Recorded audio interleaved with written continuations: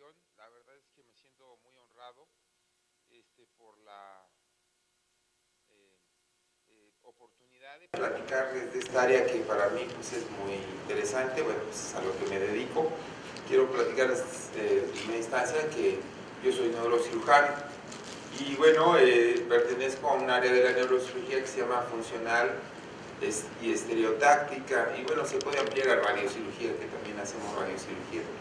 El objetivo de esta rama de la neurocirugía es más bien tratar de entender los síntomas y de modificarlos en base a la fisiología. Es como tratar de restablecer, si se puede llamar así, aunque sea un poco ambicioso, la fisiología. Es un poco difícil, ¿verdad? Ya se imaginarán. Pues no siempre se va por una lesión, quiero decir, en mi área no vamos por un aneurisma, no vamos propiamente por un tumor, no vamos a extraer un cisticerco, tratamos de entender el síntoma y modificarlo.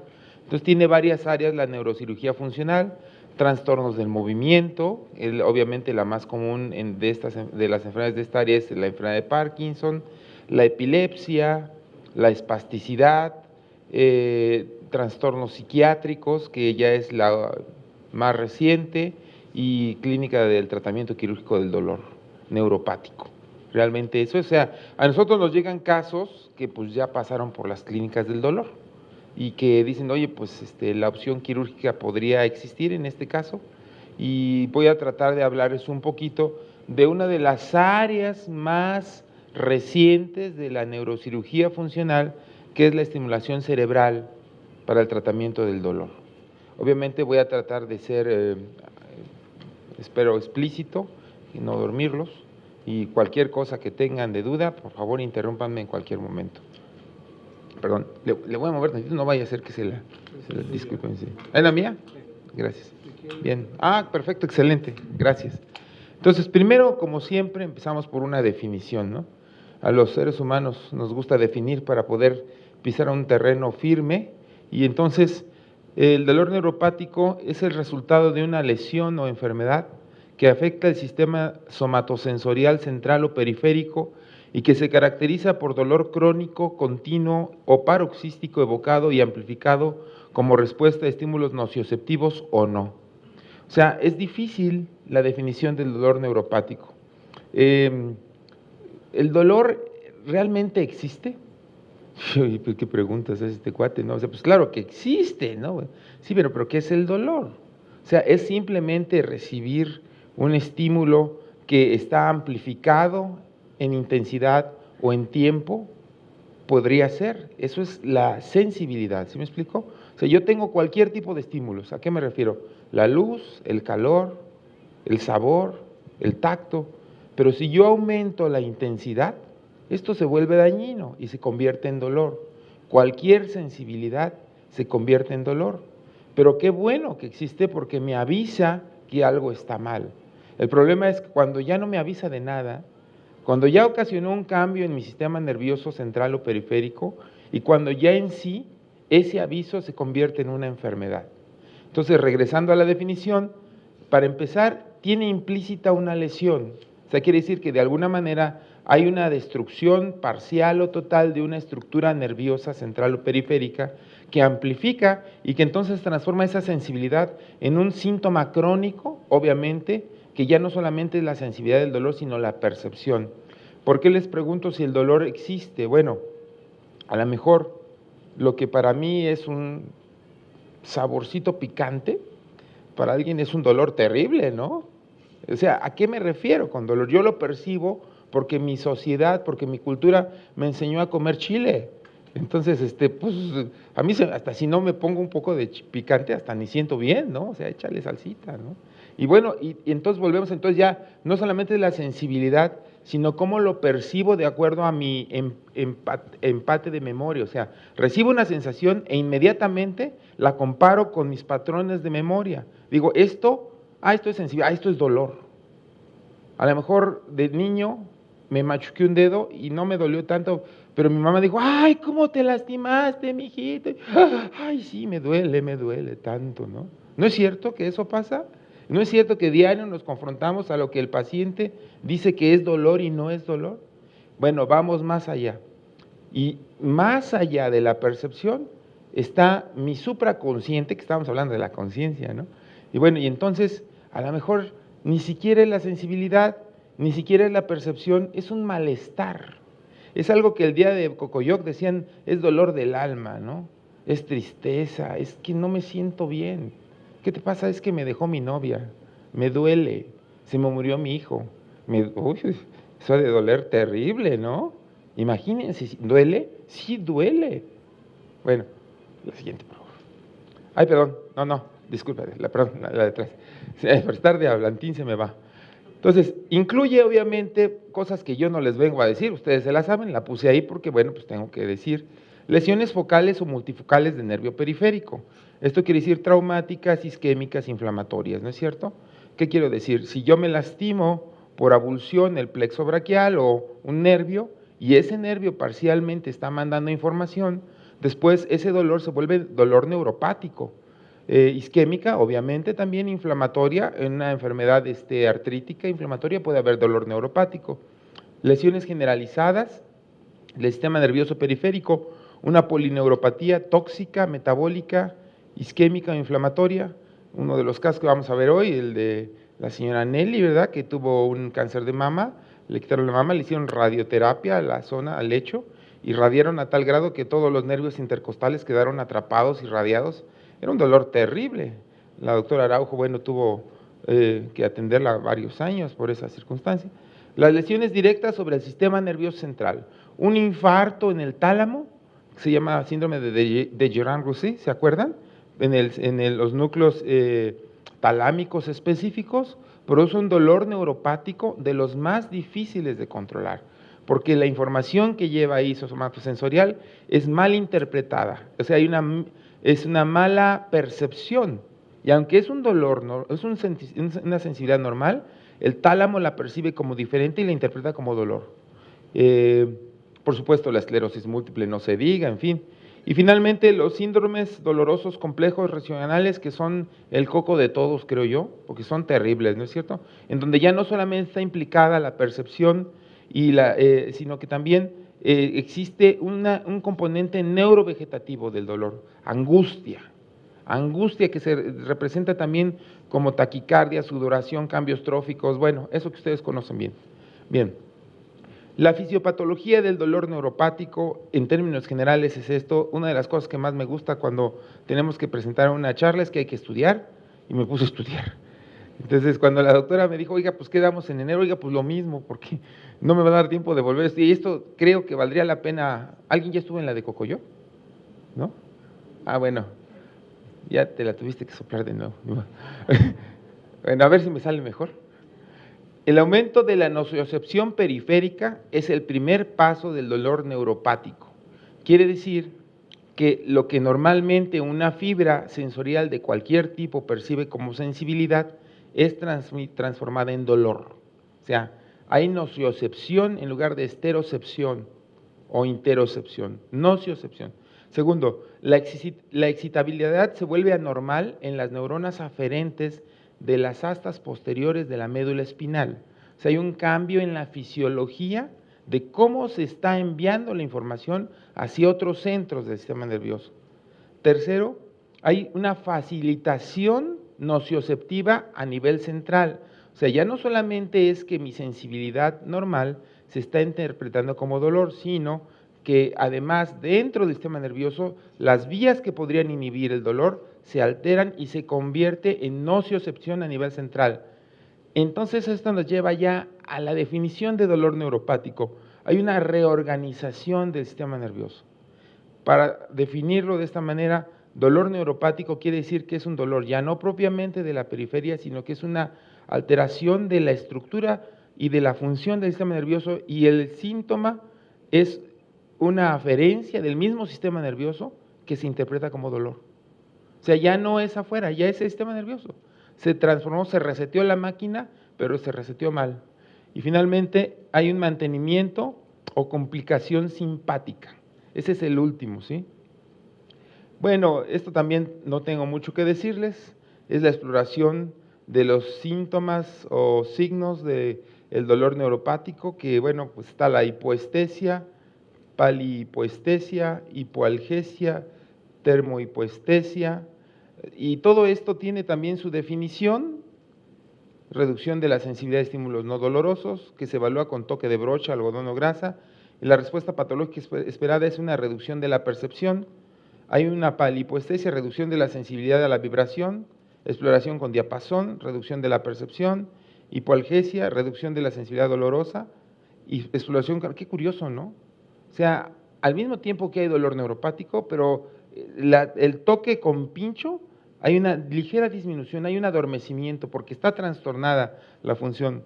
Termohipoalgesia, pues lo mismo, pero con temperatura, ¿verdad? Por favor, la siguiente. Estas son de reducción. Estos son los espontáneos. O sea, el paciente con dolor neuropático tiene síntomas espontáneos. Sensación no dolorosa, persistente, característica, por ejemplo, el hormigueo. O sea, no tengo que hacer nada para evocarlo, pero el paciente dice: es que lo siento entumecido, adormecido, ¿verdad? Una escala ordinal de EVA, del 0 a 10, es una forma de evaluarlo. Pues, ¿qué respuesta patológica espero? Nada, pues la presencia o ausencia. También se puede medir en áreas por centímetro cuadrado de parestesia. El dolor paroxístico, ¿se acuerdan de la neuralgia del trigémino, verdad? Hay una descarga eléctrica que viene y va, es como una crisis epiléptica de dolor, podría llamarse así. Hay un artículo por ahí muy interesante que leí hace años acerca de que el núcleo sensitivo trigeminal en puente, en la neuralgia del trigémino, realmente está descargando porque tiene una hipersensibilidad a sodio, y entonces abre los canales y viene una descarga. Entonces le damos carbamazepina, ¿no? Entonces, como si fuera una epilepsia, ¿verdad? También EVA, número de episodios, dolor superficial, sensación dolorosa persistente como de quemadura, y lo mismo, ¿no? Estos son los mismos, son espontáneos. Bueno, y los evocados, la hiperalgesia, la punción, la sumación temporal. Fíjense, aquí lo curioso es que cuando ustedes empiezan ya a hacer una exploración armada y además con toda intención, por ejemplo, la hiperalgesia, la punción es una sensación aumentada a lo que antes no dolía con una aguja, aquí duele, ¿no? Pero entonces, ¿cómo lo mido? Fíjense, tengo la oportunidad de ver alumnos de maestría y doctorado en el Hospital General, y hay, por fortuna, con alguna frecuencia, proyectos de investigación de dolor. Y lo interesante, bueno, ¿y cómo mides el dolor? Si el dolor es subjetivo, ¿verdad? Es personal. ¿Ustedes creen que existe una manera objetiva de medir el dolor? Si nosotros hacemos una variable subrogada, eso se llama variable subrogada, o sea, el dolor es algo que el paciente siente, pero si yo hago una maniobra con un instrumento y lo cuantifico el instrumento, estoy como tratando de interpretar en números lo que el paciente siente. Obviamente nunca será el síntoma, pero a veces me permite evitar subjetivismos del interpretador y del que lo siente. Entonces yo creo que hacia allá vamos. No sé si ustedes han escuchado hablar del doctor Carlos Pellicer, Francisco Pellicer, perdón, que está ahí en el Instituto Nacional de Psiquiatría. Él ha hecho un estudio de dolor muy interesante, donde se prende un área del cíngulo y donde mejorando las conciencias de dolor desaparece. Entonces creo que para allá iríamos, hacia la mejor comprensión. Yo creo que pasamos. Este esquema es muy interesante, de Barón, y habla precisamente de cómo está integrada la información sensorial en las astas posteriores. Entonces tenemos fibras C y fibras A, ustedes saben, las fibras A son mielinizadas y lo que llevan es propiocepción. La propiocepción quiere decir la sensibilidad de los tendones y los músculos, también podría ser algún tipo de información estereoceptiva, pero la verdad es que la mayor parte de información estereoceptiva y dolor viene por fibras C no mielinizadas, que son más lentas. La verdad es que la propiocepción y la información de los músculos, del movimiento, es mucho más importante en términos fisiológicos y de velocidad que del dolor. Sin embargo, el dolor tiene predominancia porque llega a esas neuronas de amplio rango y estimula directamente. ¿Se acuerdan ustedes que después de esta neurona viene un cruce y se va al espino talámico que asciende y desciende, sobre todo asciende al tálamo? Mientras que la propiocepción tiene dos vías, una se va por cordones posteriores y otra se va hacia adelante. Tiene 4 vías realmente la propiocepción, es como más importante desde el punto de vista del número de fibras implicadas y de velocidad de traducción. Entonces, la propiocepción, las fibras A, pueden inhibir intermediariamente por otros sistemas a las fibras de amplio rango, disminuyendo la nociocepción. O sea, si a mí me duele algo de manera aguda, me sobo, ¿Por qué me sobo? Porque cuando me sobo, aumento mi propiocepción y me deja de doler. También hago como una dispersión de las citocinas proinflamatorias. O sea que eso de sobarse tiene su chiste, sí, claro. Si la naturaleza no juega, ¿verdad? Entonces, pero además, a nivel de la médula espinal, la propiocepción podría favorecer cierto control sobre, pues ya me avisaste que hay un daño, pero ya, ¿estamos de acuerdo? Bueno, entonces tenemos mecanismos locales, mecanismos de las astas, pero también hay fibras que descienden. Hay fundamentalmente dos estructuras que están fuertemente implicadas en el control del dolor, que son la sustancia gris periacueductal, ¿sí se acuerdan? Y el núcleo del RAFE, que produce serotonina, y que descienden a través de la formación reticular e inhiben el dolor, vienen desde arriba. Entonces podría ser que la acupuntura o la meditación contra el dolor pudiera ser. Yo creo que de hecho ustedes saben más eso mejor que yo. Bueno, entonces, ¿qué pasa con dolor neuropático? ¿Se destruyen los axones? No se destruyen todos. Se destruyen algunos, pero los que quedan medios vivos o los vivos empiezan a recibir la información inflamatoria de citocinas y empiezan a transformar su capacidad de receptores de tal manera que hay una alta predominancia de las fibras C sobre las fibras A. Entonces, este es un aumento del dolor o de la nocicepción periférica. La transformación del estímulo no nociceptivo a nocioceptivo es entonces una conjunción de las variantes de los neurotransmisores y de las citocinas proinflamatorias locales, pero que repercuten a la médula espinal. ¿Qué quisiera implicar esto? A ver, ¿qué estoy diciendo? ¿Por qué un dolor que era nocioceptivo agudo se vuelve neuropático? ¿Qué tiene por condición que suceder? Bueno, hay una lesión, ya dijimos. ¿Qué más? Se hace crónico. O sea, hay una condicionante que está lastima y lastima y lastima de tal forma que la médula espinal empieza a transformar lo que no era nociocepción en nociocepción. Hay una disminución de la producción de GABA, norepinefrina y 5-HT, o sea, serotonina, de las fibras descendentes. Y se ha comprobado además que la glía empieza a bombardear a estas neuronas de amplio rango y a producir a través de glutamato excitación. O sea, esa neurona que finalmente recibe propiocepción y nociocepción, finalmente ya no sirve más que para dolor. Imagínense, ¿cómo podemos con un AINES cambiar esto? Pues no podemos. ¿Verdad que no podemos? Bueno, la que sigue. Entonces, hay un daño físico, químico, un proceso inflamatorio originalmente agudo que hace un incremento en las citocinas, sobre todo en la interleucina A, interleucina 6 y en el factor, el TNF-alfa, ¿sí? Factor de necrosis tumoral alfa. Esto ocasiona una sensibilización periférica, un incremento de sodio de un receptor especial de amplio rango, de fibras adrenales y de activación de las fibras C.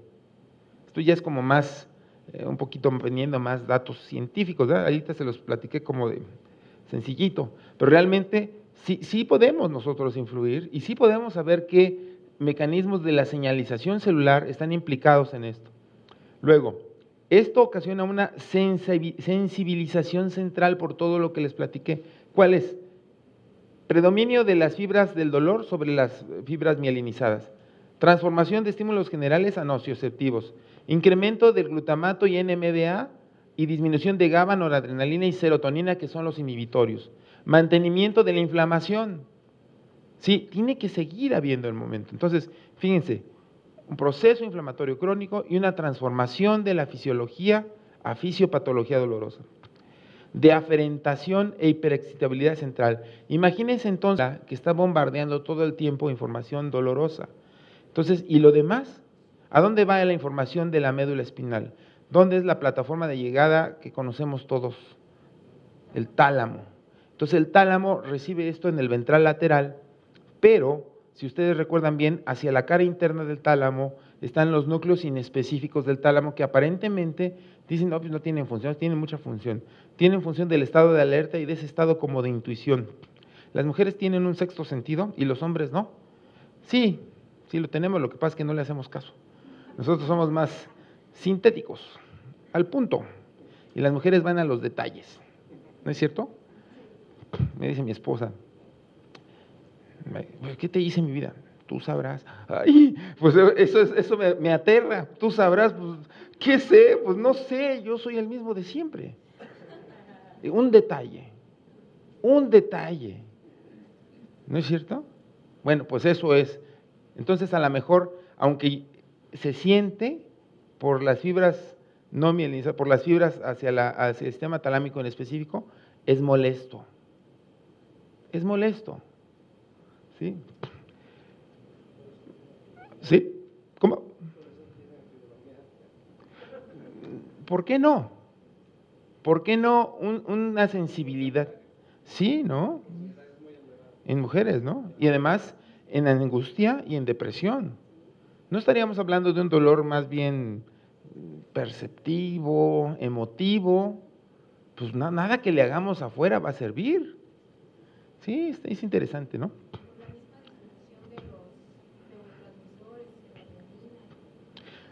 Lo interesante es que a mí me gustaría que ustedes que ven las fibromialgias empecemos a hacer protocolos de este tipo. Vamos a empezar a medir, ¿no? Bueno. Sí. Bueno, llegamos, cambios tróficos y metabolismo de la corteza somatosensorial, aumento del metabolismo en el sistema límbico, que tiene que ver fundamentalmente con las emociones. Y por supuesto, pues esto ya no solamente es cómo lo percibo, sino que da una respuesta simpática. Es esto. Hay un proceso inflamatorio originalmente que ocasiona un daño, pero si esto persiste, realmente lleva la molestia a médula espinal, de ahí llega al tálamo, del tálamo a la corteza, de la corteza al hipotálamo y desciende a la médula suprarrenal y ocasiona realmente un bombardeo simpático. Entonces, ese es el síndrome doloroso complejo regional, ¿no es cierto? Ya realmente es un dolor neuropático asociado a cambios neurovegetativos. Siguiente. Bueno, para complicarles un poco más la vida, entonces tenemos receptores, por ejemplo, aquí estamos hablando solamente de glutamato. ¿Se acuerdan que el glutamato tenía que ver con la glía, que finalmente estaba bombardeando las neuronas de amplio rango? Bueno, el glutamato tiene receptores de 4 tipos: AMPA, kainato, quisqualato y NMDA. ¿Sí? El NMDA y el AMPA son tóxicos, porque si se bombardea una neurona con mucho de esto, la neurona se muere. Entonces, si nosotros evitamos esto, evitamos que la neuronita muera y demás.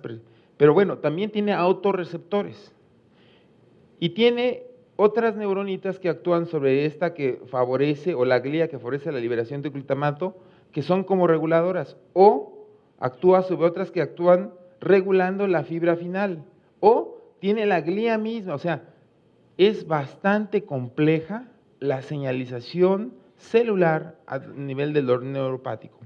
Por fortuna, no tenemos que aprendernos todo, sino simplemente algunas cuantas cosas: interleucina 6, TNF-alfa 2, dónde están las fibras que desembocan trayendo noradrenalina y serotonina, que el glutamato puede ser inhibidor. Bueno, hacia allá tendrían que ir las clínicas del dolor, hacia allá, a entender qué fármacos podrían ayudarme. ¿Se acuerdan de la clonidina, no? ¿Qué onda con la clonidina? ¿Quién me dice? ¿Cómo para qué le suena? Es un bloqueador alfa-adrenérgico y esto ocasiona, ¿dónde actuaría? ¿A nivel médula espinal, periférico, central, los tres? Central fundamentalmente, y lo que ocasiona, ¿se acuerdan?, es un favorecimiento de la inhibición de esta información nocioceptiva. La siguiente, por favor. Bueno, tratamiento es simplemente una diapositiva que puse aquí, pues porque tengo que llenarla, ¿verdad? No porque yo pretenda enseñarles nada, al contrario. Proceso inflamatorio agudo, pues AINES, lidocaína, carbamazepina, diferentes mecanismos de acción, ¿verdad? Los AINES son angiotocinas, la lidocaína inhibe la entrada de sodio, La carbamazepina es compleja, pero también tiene que ver con los canales de sodio. La sensibilización periférica otra vez, pero ya vienen los opioides, gabapentina y pregabalina. La central, bueno, pues otra vez, pero ya apareció la clonidina, aquí aparece la clonidina. Y la de aferentación, híjole, aquí nos empezamos a dar de topes, ¿no? No está por aquí cuando uno dice, ¿y ahora qué hago? Y entonces aparece la cirugía. Por supuesto, los inhibidores selectivos de recaptura de serotonina ya hablan más de dolor, de estados límbicos, ¿sí? De estados emotivos, ansiedad y depresión. Y finalmente, bueno, en cambios simpáticos y tróficos está la neuromodulación, que es el motivo de esta charla. Bueno, los procedimientos emergentes para el tratamiento del dolor neuropático son ya bien establecidos, me refiero a establecidos a unos 15 años a la fecha: estimulación cerebral profunda, estimulación de cordones posteriores y bombas de infusión intratecal. Esto ya está completamente aceptado. Perdón, ¿alguien de ustedes ha utilizado alguno de estos, alguna de estas herramientas o alternativas del tratamiento del dolor? Nada más levanten la mano. Doctor, 2, 3, 3 de una audiencia como de 40 personas. O sea, realmente está muy poco difundido. La estimulación cerebral profunda es electrodos colocados dentro del cerebro, cordones posteriores se colocan sobre precisamente las vías propioceptivas, favoreciendo la propiocepción, tratando de restablecer las vías mielinizadas sobre las nocioceptivas, y las bombas de infusión, pues ponemos ahí una mezcla, ¿no? Opioides, o clonidina, o baclofeno, o lidocaína, o todo con tal de controlar el dolor. ¿Qué es lo último? Lo último es estimulación epidural o subdural de corteza motora primaria, o sea, colocar precisamente un electrodo directo sobre la corteza o arriba de la dura madre. Estimulación magnética transcraneal y estimulación transcraneal con corriente directa. Este procedimiento tal vez es el que actualmente tiene mayor rango de evidencia y del cual yo les voy a hablar un poco más. No quise hablar solamente de estimulación magnética transcraneal porque todavía está en el borde, ¿sí me explico? Les voy a hablar, pero les voy a hablar también de este. La idea es favorecer nuevamente, por una vía que será intracortical y descendente, la inhibición de la información nocioceptiva a favor de la propioceptiva, o probablemente cambiar también, reciclar la percepción emotiva del dolor, o también podría ser cambiar los neurotransmisores. Realmente no sabemos bien a bien. Lo cierto es que sí se puede colocar a través de una craniotomía un electrodo primero para localizar la corteza motora y después 2 electroditos que permitan estimular con un marcapasos que lleva el paciente colocado ahí. En la estimulación magnética transcraneal se está utilizando el principio de Faraday, donde una corriente eléctrica produce un campo magnético. Entonces, si yo tengo una antena de alto voltaje, como se ve allá, que pasa una cantidad importante de voltios, obviamente aislada, sobre la corteza se está produciendo un cambio magnético. En consecuencia, el cambio magnético actúa sobre la corteza produciendo un cambio eléctrico, como si fuera esa, pero sin abrir el cráneo. Esto quiere decir, estimulo eléctricamente la corteza cerebral primaria, motora primaria, para producir un cambio similar al de ella.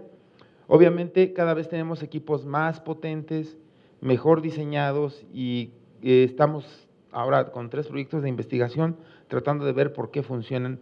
Tenemos uno en Parkinson, tenemos otro en dolor y tenemos otro en enfermedad vascular cerebral subaguda, porque si ustedes favorecen el disparo de las neuronas que están en la penumbra, tienen un factor trófico para que no todas las neuronas que están como queriéndose morir mueran, entonces es más fácil la rehabilitación. En el Parkinson, si quieren, otro día les platico, y en el dolor ya les platico. Y recientemente me encontré que están colocando 2 electrodos, un cátodo y un ánodo, en contraposición en el cráneo, y están pasando con una pila de 9 voltios corriente. Digo, eso ya casi me da, a mí me da un shock. Digo, ahora ya conéctate a la corriente. No, tiene que ser directa, ¿eh? O sea, tiene que ser una pila de 9 voltios. Pero quiere decir que entonces, ¿esta cosa del electroshock funciona? Sí funciona. La terapia electroconvulsiva tiene una indicación. La terapia electroconvulsiva se utiliza en trastornos psiquiátricos porque libera el principal neurotransmisor de la corteza, que es glutamato. Entonces produce grandes descargas de glutamato que favorecen la liberación de neurotransmisores en los núcleos basales y en el núcleo accumbens de dopamina. Entonces, la dopamina es el principal neurotransmisor de la recompensa, o sea, del placer.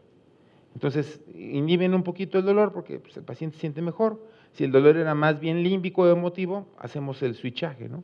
La siguiente, por favor. ¿En pacientes deprimidos esto funcionaría? Sí, claro. O sea, la terapia electroconvulsiva es indicación en pacientes deprimidos que no responden a 2 o 3 esquemas de antidepresivos, con ideación suicida o con intento suicida. Ay, aquí ya se echó a andar. Pues sí, ahorita regresamos. Y que finalmente los electrodos, incluso esta paciente que está aquí, le coloqué unos electrodos y tiene depresión. Y la estimulación magnética transcranial también mejora la depresión, es lo que más fácil se mejora, doctora. Bueno, ahí lo que ven en el primer video es una paciente con enfermedad de Parkinson. Ella tiene temblor, rigidez, bradicinesia, se congela sin levodopa. Quiero decirles que la estimulación cerebral profunda se usa hace 30 años y que actualmente se han implantado miles de pacientes en el mundo. En México tenemos una casuística grande, no se hace mucho más porque son muy caros. Bueno, aquí ya con electrodos bilaterales a nivel mesencefálico, se llaman radiaciones polihemiscales, y pues la paciente regresa, ¿no? Es muy caro, los 2 sistemas cuestan $40,000, más la cirugía, o sea, realmente es caro, pero sí funciona. Ahora tenemos otras alternativas de tratamiento lesional, pero la verdad es que los electrodos van a ser la alternativa, no tarda en aparecer la competencia para bajar los costos, igual que los celulares, ¿no? Bueno, quisiera, por favor, quisieras ponerle aquí esta, a ver si se escucha, permíteme tantito nada más, vamos a subir el volumen. Voy a tratar de poner el micrófono. Esta paciente, antes de que la pongan, tenía depresión mayor, hace 22 años, tuvo varios intentos suicidas, 2 años recluida en su cuarto, y bueno, me la mandaron a cirugía porque… ¿Sí, jaló? Toman las decisiones fácilmente. Nada. Siente que su vida es necesaria. Nada. Siente que su vida está llena. Nada. Siente que los demás estarían mejor si usted estuviera muerta. Siempre. Muchas veces o algunas veces.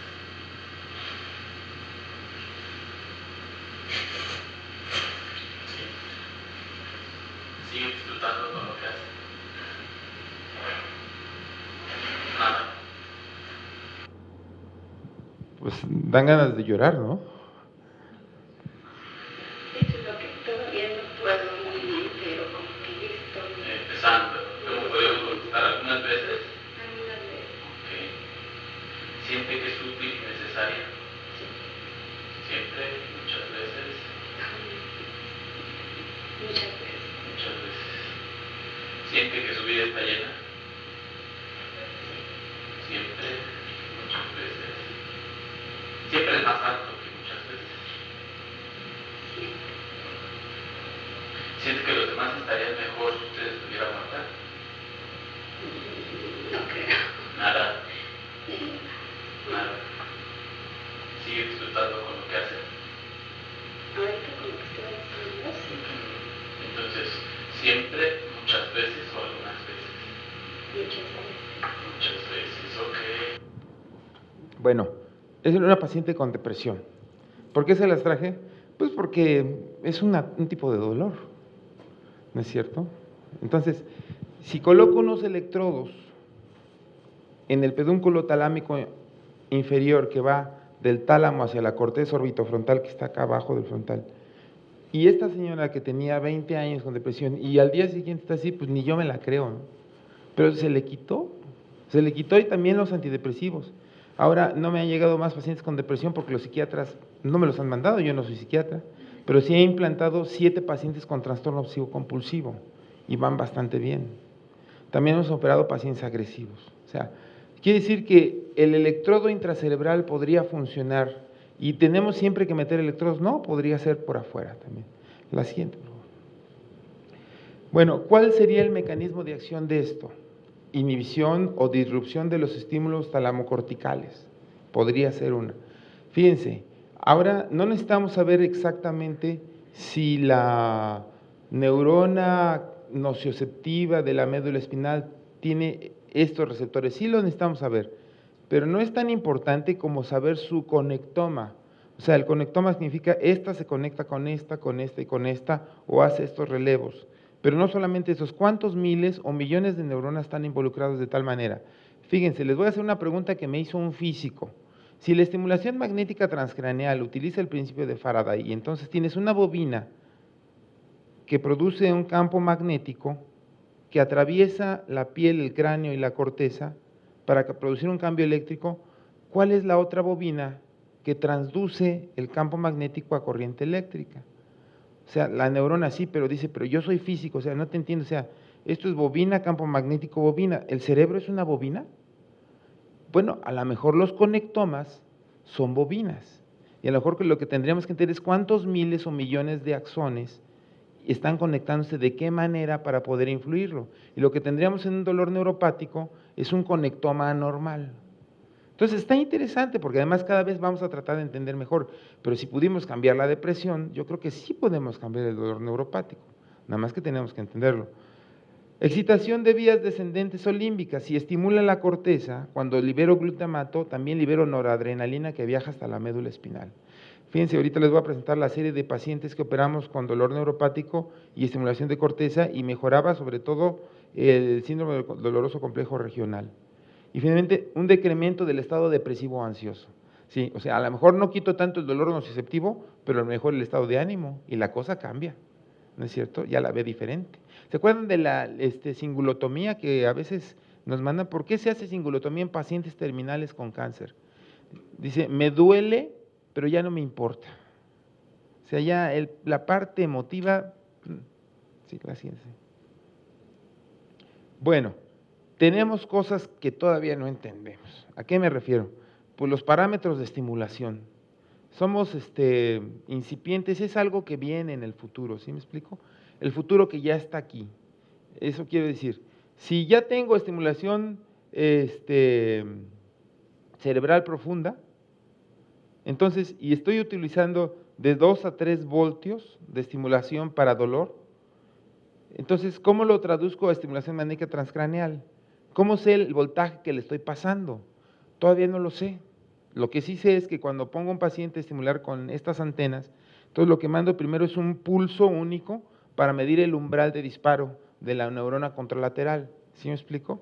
O sea, aquí pongo la antena y cada vez que le mando un pulso, se le... Entonces, este es umbral, ¿no? Sí, no sé, tantos miliamperios, ¿no? Por decirlo así, son 3 miliamperios, ¿sí? 3 miliamperios. Entonces, le voy a estar haciendo para que... No, entonces le bajo normalmente entre el 50 y el 80%, ¿sí? A eso me refiero. Y para estimulación de corriente directa son 2 miliamperios. Aquí está mal, este es minúsculo y el otro es mayúscula, perdón. 2 miliamperios, es realmente corriente muy pequeñita. Y tampoco nadie lo ha medido, o sea, poner un cátodo y un ánodo y pasarle con una batería de 9 voltios, que ya hay equipos, pues quién sabe qué estoy pasando, ¿no? Eso se me hace todavía un poquito. Bueno, frecuencia de estimulación. En estimulación cerebral de corteza motora primaria, utilizo 25 a 50 Hz, en magnética transcranial de 5 a 20 Hz, y aquí es continua, ¿sí? Aquí no hay frecuencia, ¿se acuerdan que la corriente eléctrica cicla o es directa? El paso de electrones para allá, o va y viene, va y viene, va y viene. Entonces, en la estimulación de corteza motora primaria, utilizamos de 25 a 50 Hz. Ahí les va un dato. Para enfermedad de Parkinson, normalmente utilizamos de 100 a 200 Hz, polos, 130 y 180 son las frecuencias a las que más se observan resultados positivos en Parkinson. En epilepsia es más o menos de 80 a 120. En todos los tipos de estimulación para dolor es abajo de 50. ¿Sí? En estimulación magnética transcraneal es de 1 a 20. O sea, quiere decir que realmente sí hay conectomas o sí hay patrones de disparo característicos y estamos aprendiendo a conocerlos. Ancho de pulso es cuánto dura lo que yo estoy disparando, que son 200 microsegundos o 50 microsegundos, aquí es continua. El patrón allá puede ser continuo o bipolar, quiere decir del electrodo hacia donde se dirige, que es la carcasa, o entre dos contactitos, porque el electrodo no es único, tiene 4 salidas de electrones. En estimulación magnética transcraneal, ahorita estamos estudiando una cosa que se llama repetida, o teta burst, y luego paro, chistoso, ¿no? Estamos tratando de resetear a la neurona. Bueno, que es bipolar, duración allá es continua. Allá si le quito el estimulador o se hace fibrosis, ya no hay estimulación. Aquí son sesiones de 20 minutos de 5 a 10 días. Y el efecto dura más o menos de 1 a 3 meses. Entonces, eso sería bueno para ustedes, ¿sí me explico? Quiero decir, tengo un paciente que no está respondiendo, a lo mejor lo estimulo así, le doy un periodo, mientras hago otras pruebas, a lo mejor potencio medicamentos. O de plano ya va para un electrodo de corteza motora primaria, podría ser. Esto no lo sé, nada más lo encontré referido. Costos, ¡ay! 350,000 pesos el equipo. 4 a 24,000 pesos la sesión. 4,000 pesos en la UNAM, comercial. Y la vamos a tener en 2, 3 meses. La clínica de estimulación magnética transcraneal, toda la sesión 4,000 pesos, o sea, toda la serie. Ya no está tan difícil, ¿no? Dependiendo. Cobertura por los seguros, por supuesto. Seguros de gastos médicos mayores cubren eso. Eso, todo el mundo, lo que pasa es que ellos no dicen para que ustedes no la indiquen, porque les cuesta un billete, pero sí está indicado. Aquí todavía no, pero ahí va. Y aquí, pues esto todavía no sé. Complicaciones del 1 al 3% de infecciones o de ruptura de cables, por fortuna no de fallecimiento. Aunque en medicina no hay 100%, la probabilidad de fallecer por estimulación cerebral profunda de corteza es el 0.01, o sea, 1 en 100,000. Y aquí también, pues aquí que si es por fuera, ¿no? ¿Cuál sería la principal complicación en estimulación magnética transcraneal? Que el paciente tenga epilepsia y yo estimule a diferente parámetro y le dé una crisis. Pero tampoco pasa nada. Tampoco pasa nada. Aquí sigue. Bueno, este es un estudio de aproximación que hicimos en el Hospital General de México con estimulación de corteza motora primaria para pacientes con dolor neuropático, que fue motivo de tesis del doctor Carlos Argüelles, neurocirujano que trabaja en Joco. Hay que darle crédito a quien lo hizo, ¿verdad? Y todo el grupo. Bueno, entonces, 8 casos con dolor neuropático, el sexo o masculino o femenino, la edad y el diagnóstico, ¿no? La evolución en años de la enfermedad. Entonces, bueno, pues ahí tenemos de todo, ¿no? No es punto guión 8, 0.8, o sea, es menos de un año, porque el dolor es muy intenso, muy, muy intenso, ¿sí? Fíjense que los pacientes con abulsión braquial como que predominaron de alguna manera, Parker-Weber era una malformación congénita vascular que producía una neoformación de vasos, que comprimía y producía un síndrome doloroso complejo regional. Y la posherpética, que bueno, pues también es el pan nuestro de cada día, ¿no? Y esta es la evaluación al final del periodo basal contra una fase off, o sea, apagado, contra una fase on, o sea, prendido. Se hizo un pequeño periodo doble ciego para ver si no era efecto placebo. Entonces, bueno, pues sí, parece que había efecto. O sea, sí funciona. Busquen la estimulación de corteza motora primaria para el dolor. Es una herramienta actualmente autorizada por la FDA y por la EMEA y por cualquier lado, entonces pueden usarlo. Pero ya el particular para todo el grupo de los 8 pacientes a lo largo de un año, ustedes pueden ver del 100% de dolor que tenía originalmente, cómo cayó más o menos al primer mes, más o menos al 15%, sube en este periodo. Hubo ¿qué creen que pasó aquí? Lo apagamos, ¿sí? Y luego vuelve a caer, dicen, oiga, ese no es ético, ¿verdad? Dicen, bueno, pues se les pide permiso. No se les dice, oye, te voy a pagar, no, me das chance de que de alguna vez. Bueno, esos fueron los resultados de lo que hicimos en el general. Ahora, ¿qué hay de estimulación magnética transcraneal para reducción del dolor? Yo solamente tengo aproximaciones y les traigo 2 casos, o sea, realmente no tengo muchísima experiencia, nada más que 2 casitos. Pero lo que sí puedo decirles es que se han reportado ya, miren, este es del 2009, donde se metió un número más o menos sustancial de sujetos y se ve para dolor de cabeza, para dolor cervical y para low back pain, o sea, síndrome de lumbalgia por fallida, ¿no? Por cirugía fallida, Y sí funciona. ¿Por qué? Pues es lo mismo. Lo que pasa es que no tengo que abrir el cráneo y colocar un electrodo, sino que nada más lo bombardeo con corriente magnética, digo, con un campo magnético. Y bueno, también tendría que ver con el número de sesiones, sí, pero todavía no sabemos bien a bien cuántas sesiones dar, ni qué parámetros. Estamos en eso. La siguiente, por favor. Casos clínicos. Bueno, ¿hay alguna pregunta? ¿No? Si no, yo les voy a preguntar a ustedes. ¿Sí? ¿Se vale? Doctora, ¿puedo preguntar? Una mujer de 44 años con un síndrome doloroso complejo y regional tipo 2, 2 o 3, no, 2, de 2 años de evolución secundario a trauma cervical. Ella vino de Tabasco, de Campeche, no me acuerdo, ya no sabíamos qué hacer.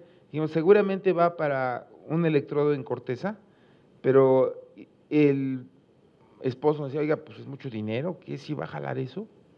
Entonces se nos ocurrió, bueno, vamos a hacer estimulación magnética transgeneral, si jala, pues es probable que jale la otra, ¿no?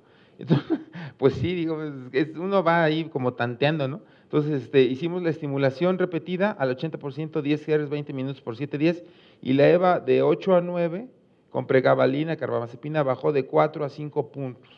Tampoco la curó, pero sí jaló. O sea, bueno, entonces quiere decir que sí podría eventualmente funcionar. Se implantó un electrodo epidural en corteza motora y bueno, la escala bajó más o menos 6 a 7 puntos de la original. Tampoco se curó, le digo, pero bueno, ya podía hacer cosas, ¿sí me explico? Y la duración, disminución de los opioides y en todo lo que tomaba ella. Ahora, ella se fue a Tabasco y bueno, la verdad es que desde hace como unos 5 años no sé de ella, me imagino que debe estar bien. Dicen, not news, good news, ¿no es cierto? Eso digo o no. Solamente me buscan cuando están mal o para demandarme. Pues sí, para felicitarme nunca. Oiga, doctor, le invito un molito porque me ayudó. ¿No, verdad? ¿Les suena conocido? Ay, doctor, usted ha de perdonar. Caso clínico, es nuestra paciente. Entonces, mujer de, no 58, 54 años, con antecedente de mastectomía derecha por sea de mama, implantación de prótesis. La resonancia, decía ella, yo creo que más bien la radioterapia lastimó la piel, produjo un proceso inflamatorio y un síndrome complejo regional, uso de opioides. Ahí, bueno, no sé si usted quiere comentar, usted conoce mejor el caso que yo. Ahí nada más quisiera agregar que hay que tener cuidado. Habíamos logrado, después de la cirugía y de la radioterapia, que estuviera razonablemente bien, con menos dolor, pero a ella le pusieron un expansor y en la otra mama la prótesis. Pero entonces le hicieron una resonancia magnética y ya en Estados Unidos sí tienen cuidado, en México no lo han hecho tanto. El expansor tiene un cuadrito que puede ser del tamaño de mi uña, que es metálico. Y pareciera que no porque es blanco, entonces pueden pensar que es un plástico o otra cosa. Y la verdad es que cuando yo la conocí también el expansor estaba un poco a tensión, en fin. Pero cuando le hicieron la resonancia magnética, ella sentía que la levantaban de la mama. Y lo que pasa es que la plaquita esa de ese tamaño es metálica y claro que le tensionó, ¿no? Entonces eso hizo que se desquiciara lo que ya llevábamos ganado en meses de control del dolor. Entonces nos fuimos para atrás y otra vuelta a empezar desde el principio y había ahí todo el componente emocional porque el esposo insistía en que sí tenía metal y que ellos decían que no, y entonces él consiguió encontrarla a la hora que se la retiraron, porque además el cirujano plástico no quería retirar el expansor, una mujer muy chiquita, muy delgadita, la piel, la tensión siempre, no había sentido, ¿no? Entonces, cuando finalmente decidieron quitar el expansor, el señor no los perdió de vista porque lo recuperó porque quería demandar. Y es la fecha que en los servicios de radiología no tienen claro esa situación. Entonces, en Estados Unidos ya no hacen las resonancias magnéticas si hay este tipo de expansores, porque sí es un pedacitito de metal muy chiquito, pero sí genera la atracción ahí de la paciente. Entonces, eso fue catastrófico para ella. Pero bueno, entonces lo único que les puedo decir es que ella vio a todos los algólogos, no del país, del mundo, porque creo que fue a cualquier, y siempre regresaba conmigo, cosa que le agradecí mucho, no sé si era porque decía, esta es la única que me escucha, pero entonces empezábamos de nuevo y vamos, hay una frase de ella que fue terrible, porque me dijo, he destruido en los 5 años de enfermedad lo que construí en toda mi vida. Destruí a mi familia, a mi marido, a mis hijos, porque era una situación de mucho desgaste para ella y como siempre es en estos casos que la familia toda sufre. Entonces fue una situación terrible de pérdida de todo lo que ella había luchado por tener, ¿no? Y eso también pues complicaba mucho las cosas porque su situación emocional era pues muy, muy comprometida. Gracias, doctora. Conmigo llegó hace como 3 años y con este dolor y le propuse unos electrodos en cordones posteriores. Ella tenía sus dudas, obviamente ya no quería más cirugías, se me perdió, luego supe que la operó otro doctor, puso los electrodos, funcionaron, pero se peleó con el esposo, quitaron los electrodos. La volví a ver hace como un año más o menos, íbamos a poner una bomba para poner morfina intratecal, pero me empezó a referir pérdida de peso, disfagia, dije, ay. Entonces le pedí un PET y tenía reactivación de la neoplasia, tenía metástasis en el hilio, empezó a crecer el tumor, en fin.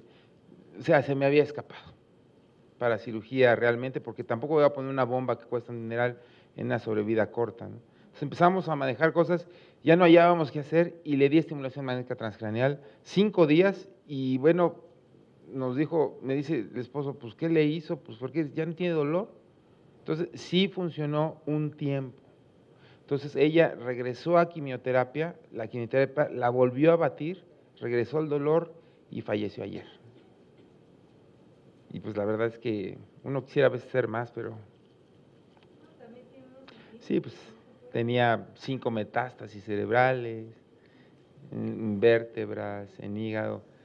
Pero bueno, Nelly nos comprobó, por lo menos a mí, que la estimulación magnética transcranial sí funciona para el dolor.